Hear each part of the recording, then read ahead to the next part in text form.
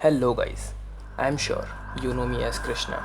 Welcome back to my channel जहाँ मैं आपको आपके द्वारा भेजे गए real horror and creepy incident सुनाता हूँ। अगर आपके पास भी कोई रियल हॉरर स्टोरी है तो आप मुझे मेरे इंस्टाग्राम पे डीएम कर सकते हैं।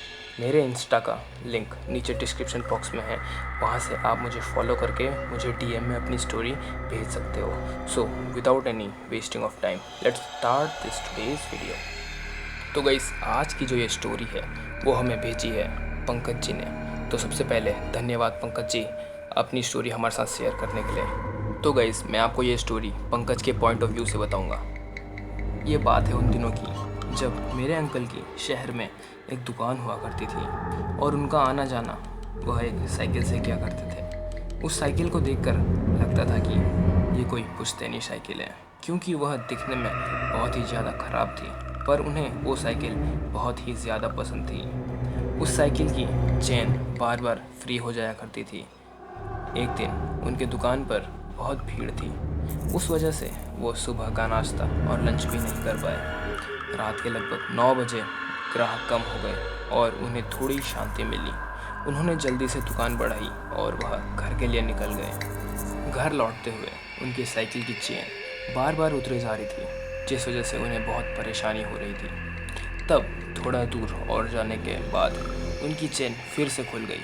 तो अंकल जी ने फिर से चेन चढ़ाने के लिए साइकिल से उतरे, पर चेन चढ़ाते हुए उनकी नज़र सड़क किनारे बैठी हुई एक बूढ़ी औरत पर पड़ी, जो शायद कुछ सामान बेच रही थी। तो अंकल जी ने उनसे मजाक मजाक में पूछा, अरे अम्मा, इतनी रात में ये सड़क पर आप क्या बेच रही हो?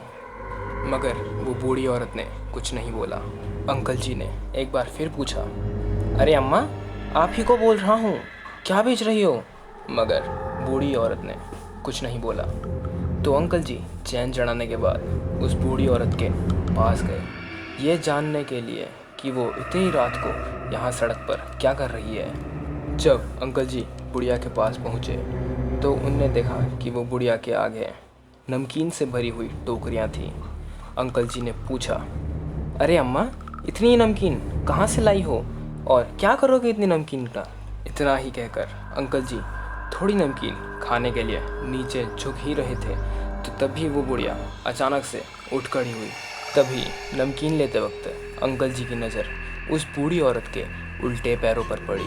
अंकल जी उसके पैरों को देखकर बिल्कुल ही सहम गए और यह देखकर अंकल जी को पता चल गया कि वह अम्मा एक चुड़ैल है। मगर अंकल जी उस बुढ़िया को ये एहसास नहीं दिलाना चाहते थे कि वह उस बुढ़िया की असलियत को जान गए हैं। तभी उनने कहा, अम्मा, ये नमकीन का स्वाद अच्छा नहीं है, नहीं तो मैं थोड़ी सी ले लेता।